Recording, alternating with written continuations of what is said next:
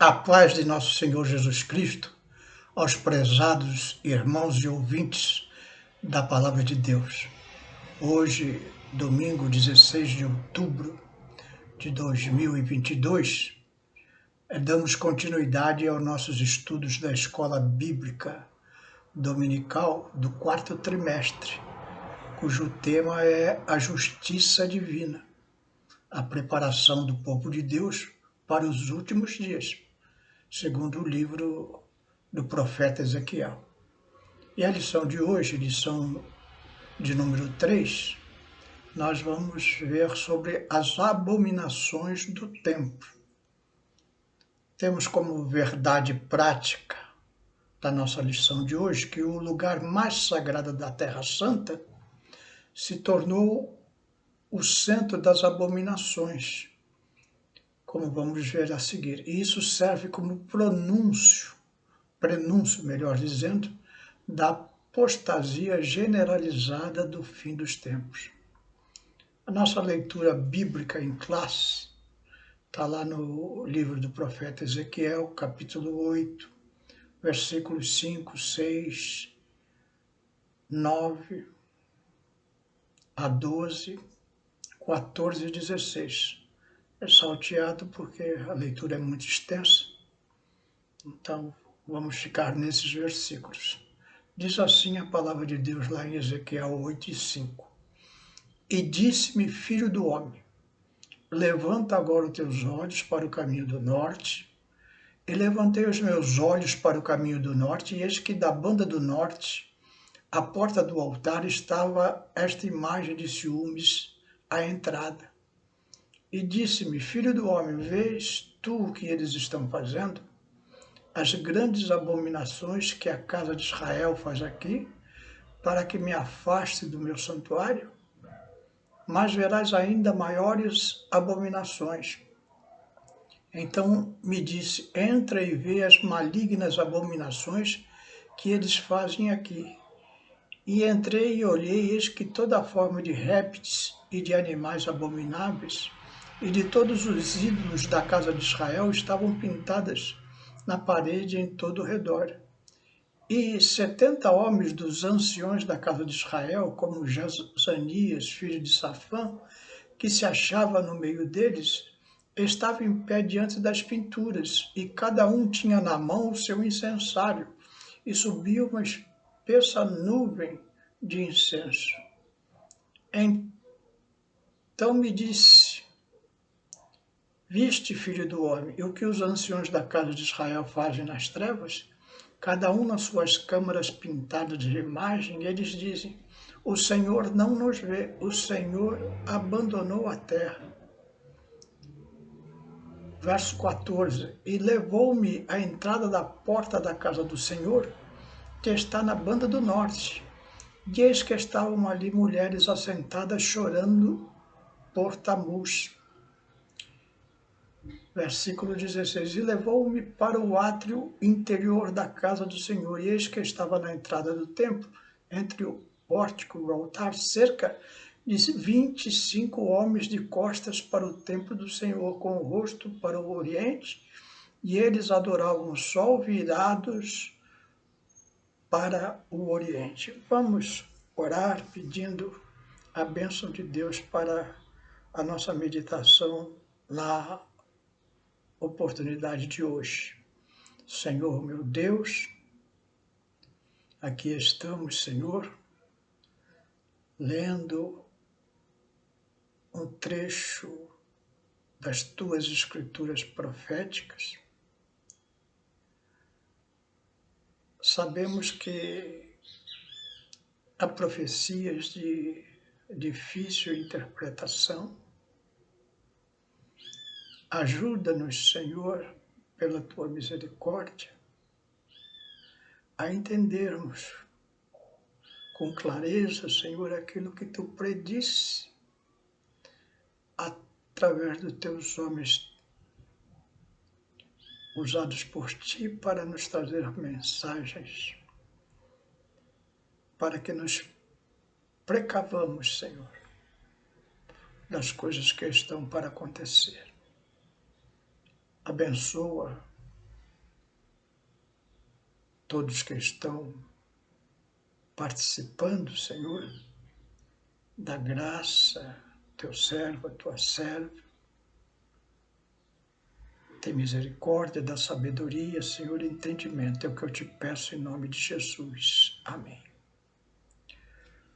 Nós vemos que o livro de Ezequiel é repleto de visões.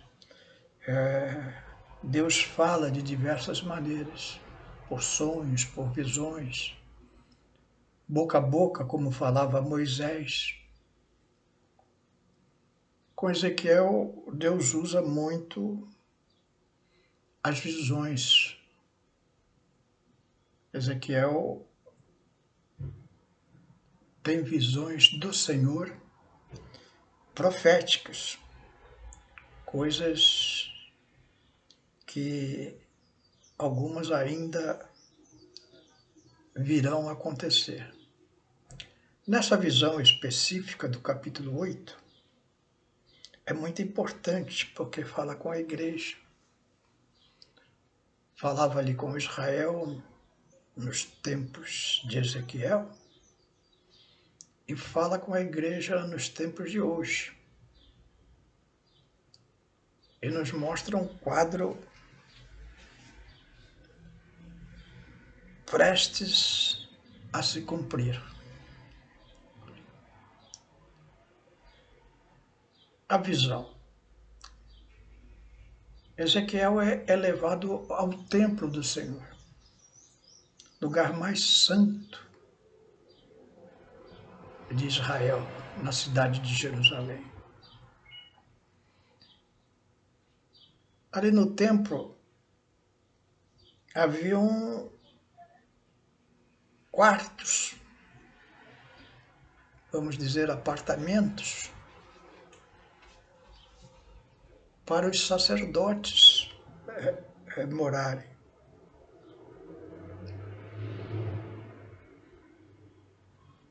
E Ezequiel, através de um furo na parede, isso em visão, evidentemente, ele olha aqueles quartos onde estão os anciões da casa de Israel. E o que ele vê? Ele vê câmaras, esses quartos, pintados de imagem. Ou seja, no templo, os sacerdotes usavam as roupas sacerdotais, ministravam ao povo de Deus a Torá,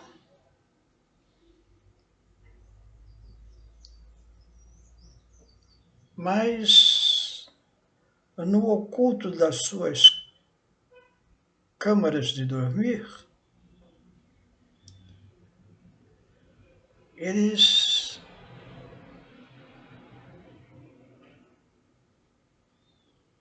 apreciavam outras imagens.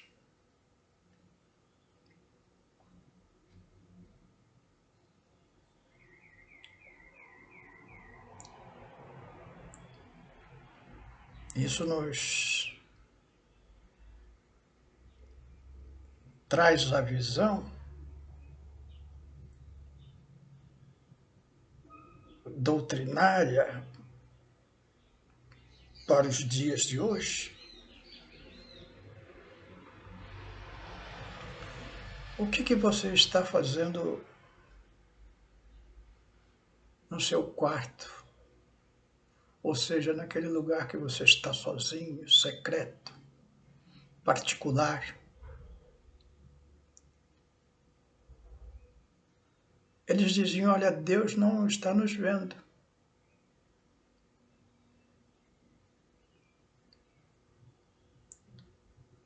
Há muita liderança que agora com os recursos da internet, a facilidade dos smartphones,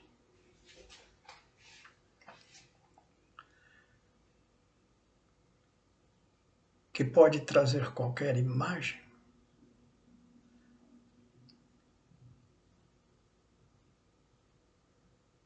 muitos crentes estão usando esses meios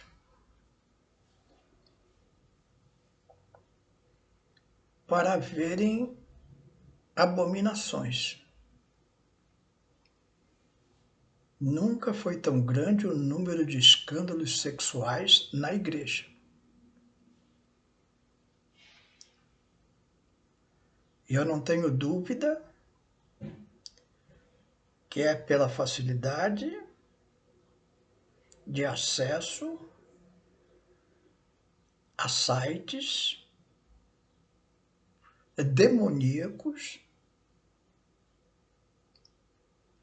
colocados à disposição de uma sociedade ímpia que virou as costas para Deus, mas que infelizmente também está adentrando na intimidade de uma igreja apóstata.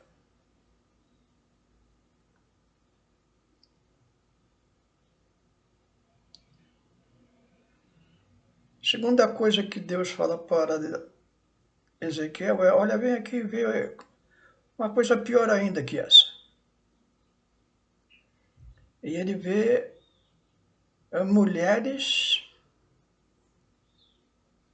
irmãs, chorando por Tamuz. Tamuz era uma divindade suméria, deus da fertilidade. Portanto, também um deus com toda a conotação sexual. Trazendo uma preocupação muito grande que nós temos com a igreja apóstata dos dias que estamos vivendo,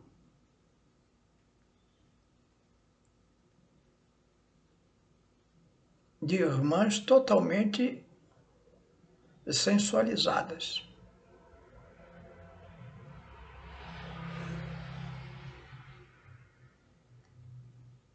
Eu não tenho Facebook.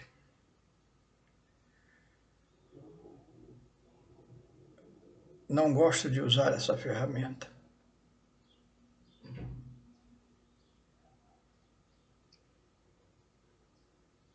Mas eu sei que muitos irmãos têm. Não condeno o uso, mas condeno a exposição sensual que muitas irmãs estão colocando nessas páginas da internet. Fotos sensuais, às vezes eróticas.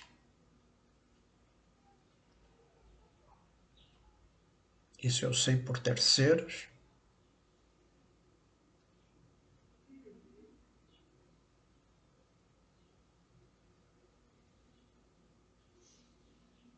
Demonstrando partes íntimas. E isso já viralizou nas igrejas evangélicas. A sensualidade exposta das irmãs através dessas ferramentas de comunicação, principalmente o Facebook. Irmãs entrando em sites de relacionamento, expondo suas vidas íntimas a estranhos, como se fosse normal, como se Deus não estivesse vendo nada disso.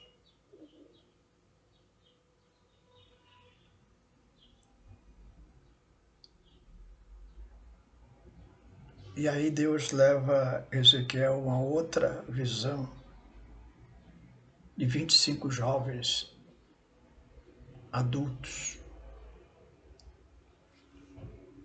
Adoravam o sol virados para o Oriente.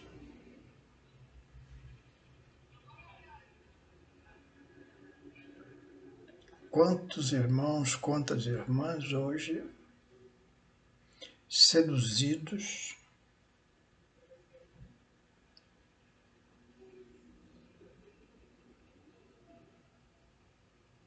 por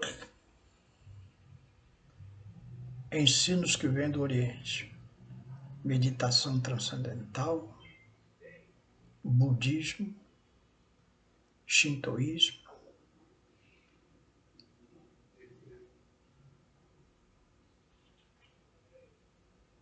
odores.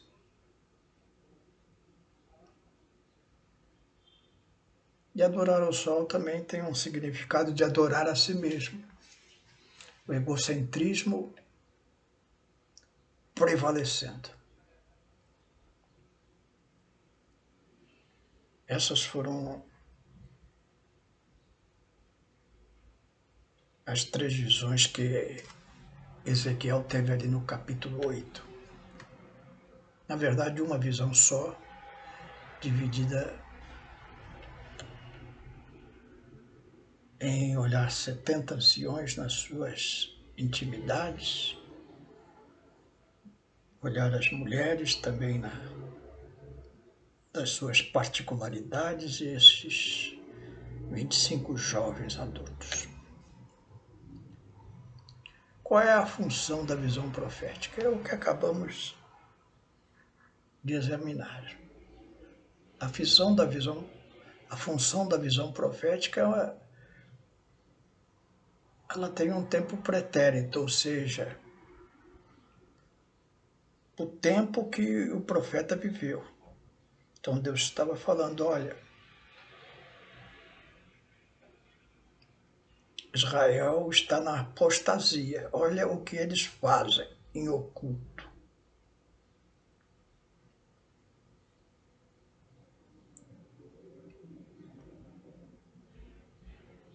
A visão profética também, ela tem um tempo escatológico, ou seja, futuro.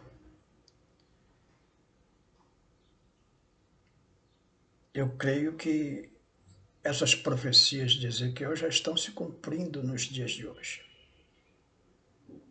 Pelo menos o início das dores de parto. E terceira, a visão profética tem um ensino doutrinário para todas as épocas. Então, em qualquer época, os irmãos que já leram ou que lerão no futuro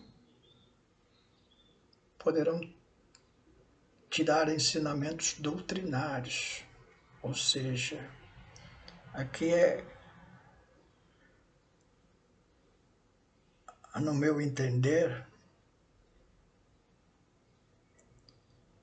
o ensino doutrinário mais forte desta passagem é, olha, Deus sabe o que você está fazendo em oculto. Portanto, muito cuidado com isso. Você está pecando contra Deus. Não pense que Deus não está vendo o que você está fazendo no oculto. Ele está. E Ele está muito preocupado com isso. Porque a sua salvação está em jogo.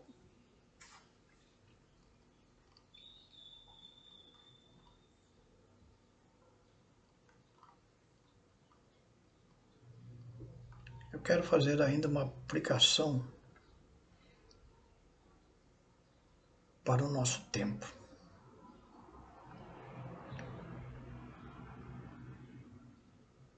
Como disse lá na nossa verdade prática, isso é um prenúncio da apostasia generalizada do fim dos tempos.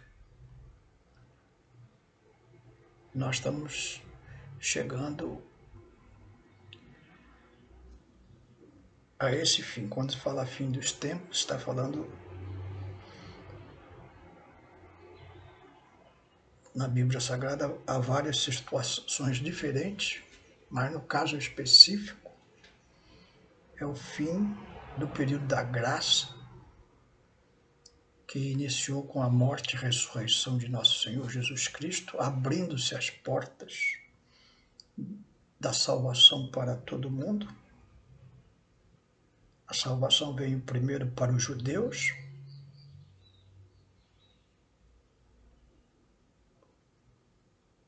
com a morte e ressurreição de nosso Senhor Jesus Cristo, o véu do templo se rasgou, anunciando a salvação a todos os homens.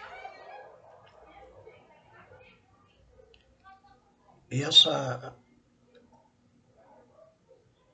era da graça, a era que vivemos hoje, já estamos vivendo ela há 2000 anos, vai terminar um dia com o arrebatamento da igreja. É interessante que a igreja de Tessalônica estava passando muita perseguição na sua época, e alguns irmãos lá já estavam anunciando a volta de Jesus para aquela época. E o apóstolo Paulo, então, escreve à igreja, avisando, ainda não vai ser agora que Jesus vai voltar. E ele escreve lá em 2 Tessalonicenses 2, 1 a 3. Ora, irmãos, rogamo-vos pela vinda do nosso Senhor Jesus Cristo e pela nossa reunião com Ele, que não vos movais facilmente do vosso entendimento, nem vos perturbeis, quer por espírito, quer por palavra, quer por epístola, como de nós, como se o dia de Cristo estivesse já perto. Ninguém de maneira alguma vos engane, porque não será assim antes que venha a apostasia e se manifeste o homem do pecado, o filho da perdição. Então, Paulo não fala aqui do anticristo, mas é o que João descreve lá no livro de Apocalipse, a manifestação de um líder mundial, que nós já estamos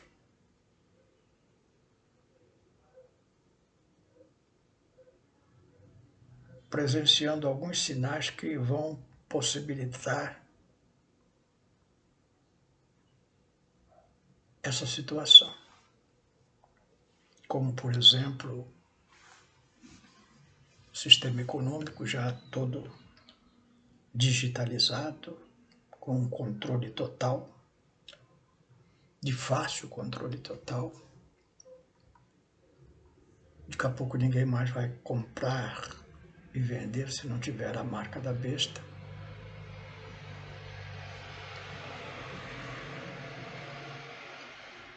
E o apóstolo Paulo faz um alerta lá em 1 Timóteo 4 e 1. Mas o Espírito expressamente diz que nos últimos tempos apostatarão alguns da fé, dando ouvidos a espíritos enganadores e a doutrina de demônios. Então, Paulo fala da apostasia presente nos últimos dias, que é os dias que estamos vivendo, confirmando a visão do profeta Ezequiel, do capítulo 8. E nós precisamos entender que a apostasia, ela tem dois tipos de apostasia. Tem a apostasia teológica e tem a apostasia moral. Apostasia moral é isso que falamos, a sensualidade, a devassidão, as práticas ilícitas feitas aos escondidos. A pessoa está na igreja, como aqueles anciões estavam, mas no seu quarto de dormir era outra coisa. Quantos irmãos estão dando lugar ao diabo, rebaixando-se moralmente, usando desses meios de comunicação para ter uma vida de pecado. Essa é a verdade. É uma vida de pecado, não tem outra palavra. E está apostatando da fé. Está na igreja, mas já não é mais de Cristo. Porque faz essas coisas e acha que Deus não está vendo. Acha que Deus não vai julgar. E Deus deixa muito claro lá na passagem que lemos em Ezequiel, que Deus ia pesar a mão. Se você está praticando alguma coisa nesse sentido, se arrepende, meu irmão, urgentemente, porque Deus vai pesar a mão. E tem uma apostasia teológica, doutrinas contrárias à Escritura Sagrada.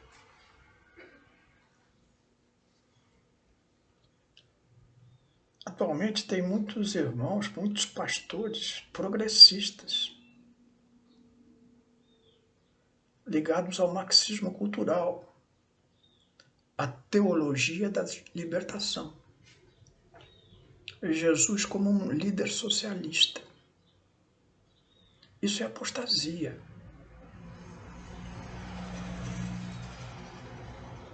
Isso contraria tudo o que diz as Escrituras. Então eles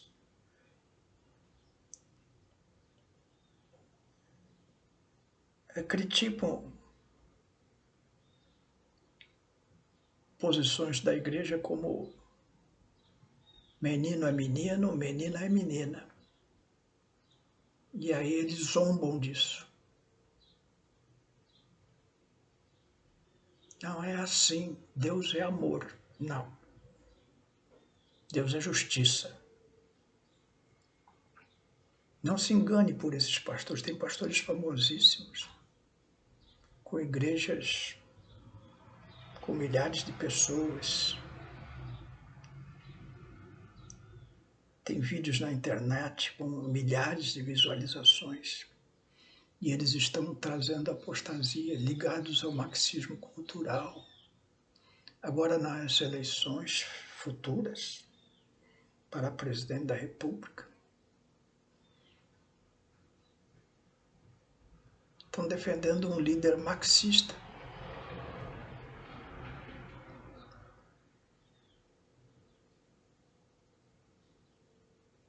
Que vai trazer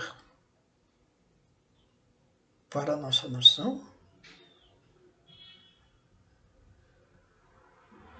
a liberação das drogas,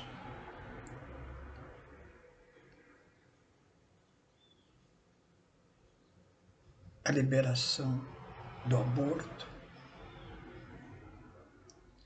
Essas são as pautas desses endemoniados.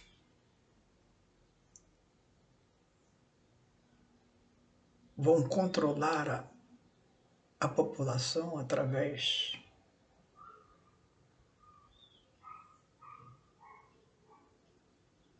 do controle da liberdade de expressões,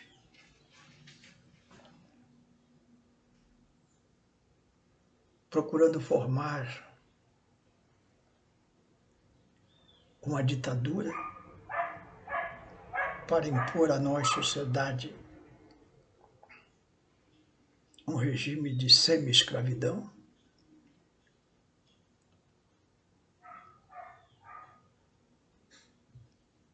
E está cheio de irmão. E alguns teólogos conhecidos e pastores conhecidos defendendo essa miséria, essa desgraça para o nosso país. falam muito bonito, apresentam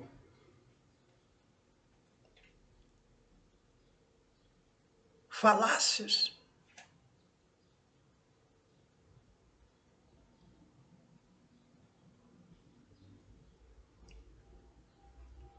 Explicações muito bonitas do amor de Deus, mas cujo fundo teológico é totalmente contrário às Escrituras sagradas. Abominação.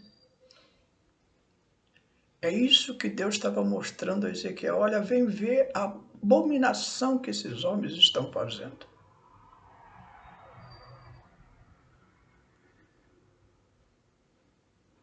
Eu tenho assustado com alguns pastores evangélicos que estão praticando abominação, apostatando da fé, se envolvendo com o marxismo cultural e trazendo um Jesus como um líder socialista. Jesus nunca foi isso e nunca será. Jesus é o que salva a nossa alma do inferno. E esses irmãos estão, infelizmente, caminhando para o inferno. Não se prendem nomes, pastor fulano, doutor ciclano, não. São agentes do demônio usados para perverter os irmãos incautos que desconhecem a verdadeira doutrina da palavra de Deus. Fique muito atento, irmãos. Nós estamos vivendo esses tempos de apostasia. Está terminando o tempo da igreja aqui na terra. É para nós clamarmos ao Senhor. Ora vem, Senhor Jesus.